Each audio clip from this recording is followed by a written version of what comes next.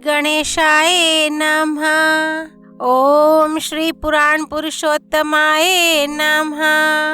श्री शिव पुराण संहिता 6 कैलाश संहिता अध्याय 23 यति के द्वादशः कृत्य का वर्णन, स्कंद और वामदेव का कैलाश पर्वत पर जाना तथा सूत जी के द्वारा इस संहिता का उपसंहार।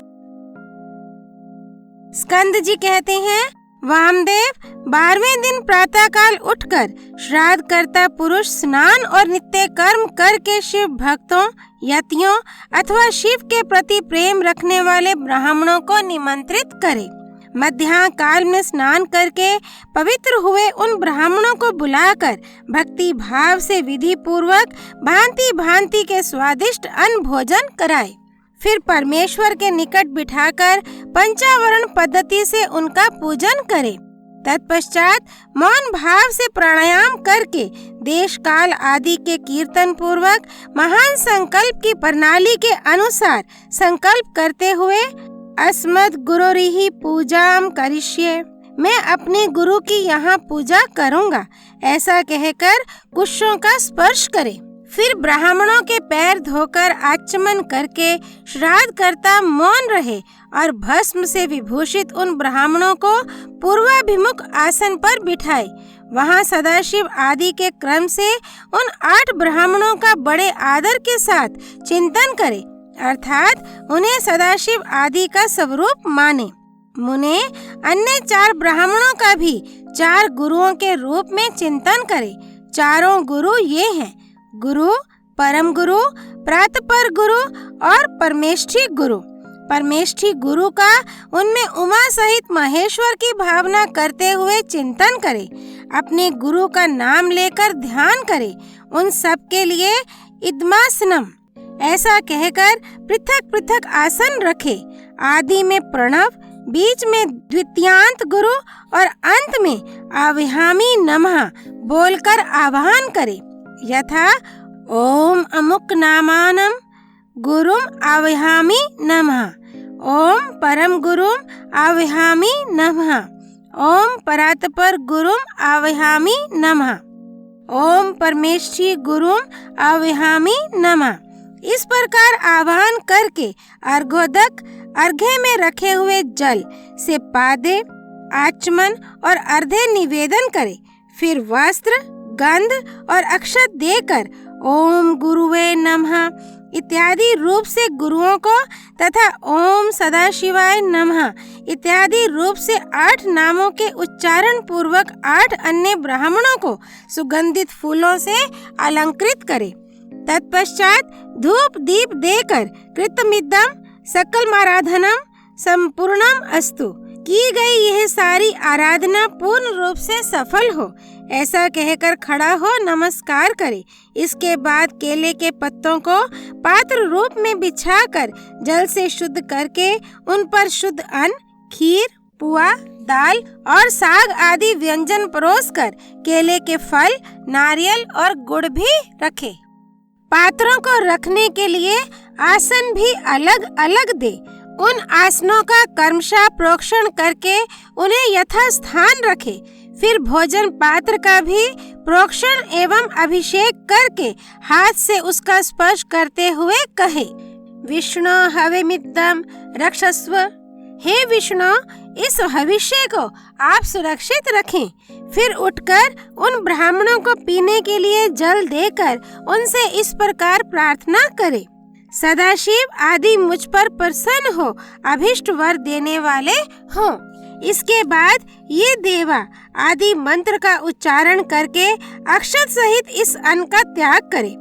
फिर नमस्कार करके उठे और सर्वत्र कृतमस्तु ऐसा कहकर ब्राह्मणों को संतुष्ट करके गणानाम त्वा इस मंत्र का पहले पाठ करके चारों वेदों के आदि मंत्रों का, रुद्राध्याय का, चमकाध्याय का, रुद्र सूक्त का तथा सद्यो जातादि 5 ब्रह्म मंत्रों का पाठ करे। ब्राह्मण भोजन के अंत में भी यथा संभव मंत्र बोले और अक्षत छोड़े। फिर आचमन आदि जल दे। हाथ पैर और मुंह धोने के लिए भी जल अर्पित करे। आचमन के पश्चात सब ब्राह्मणों को सुख पूर्वक आसनों पर बिठाकर शुद्ध जल देने के अनंतर मुख शुद्धि के लिए यथोचित कपूर आदि से युक्त तांबूल अर्पित करे। फिर दक्षिणा, चरण पादुका, आसन, छाता, व्यंजन, चौकी और बांस की छड़ी देकर परिक्रमा और नमस्कार के द्वारा उन ब्राह्मणों को संतुष्ट करे तथा उनसे आशीर्वाद ले। पुनः प्रणाम करके गुरु के प्रति अविचल भक्ति के लिए प्रार्थना करे। तत्पश्चात विसर्जन की भावना से कहे, सदाशिव आदि संतुष्ट हो, सुख पूर्वक यहाँ से पधारे। इस प्रकार विदा करके दरवाजे तक उनके पीछे पीछे जाए। फिर उनके रोकने पर आगे ना जाकर लौट आए। लौटकर द्वार पर बैठे हुए ब्राह्मणों, बंधुजनों, दीनों और अनाथों के साथ स्वयं भी भोजन करके सुखपूर्वक रहे। ऐसा करने से उसमें कहीं भी विकृति नहीं हो सकती। ये सब सत्य है और बारंबार सत्य है। इस प्रकार प्रतिवर्ष गुरु की उत्तम आराधना करने वाला शिष्य इस लोक में महान भोगों का उपभोग करके अंत में शिवलोक को प्राप्त कर लेता है। मुने, ये साक्षात भगवान शिव का कहा हुआ उत्तम रहस्य है जो वेदांत के सिद्धांत से निश्चित किया गया है। तुमने मुझसे जो कुछ सुना है उसे विद्वान पुरुष तुम्हारा ही मत कहेंगे। अतः यदि इसी मार्ग से चलकर शिवोहम अस्मि, मैं शिव हूँ, इस रूप में आत्म स्वरूप शिव की भावना करता हुआ शिव रूप हो जाता है।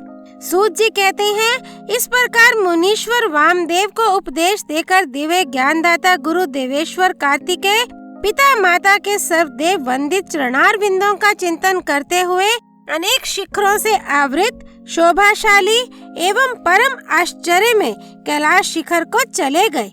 श्रेष्ठ शिष्यों सहित वामदेव भी मयूर वाहन कार्तिकेय को प्रणाम करके शीघ्र ही परम अद्भुत कैलाश शिखर पर जा पहुँचे और महादेव जी के निकट जा उन्होंने उमा सहित महेश्वर के मायानाशक मोक्षदायक चरणों का दर्शन किया। फिर भक्ति भाव से अपना सारा अंग भगवान शिव को समर्पित करके वे शरीर की शुद्धि भुलाकर उनके निकट दंड की भांति पड़ गए और बारंबार उठकर नमस्कार करने लगे।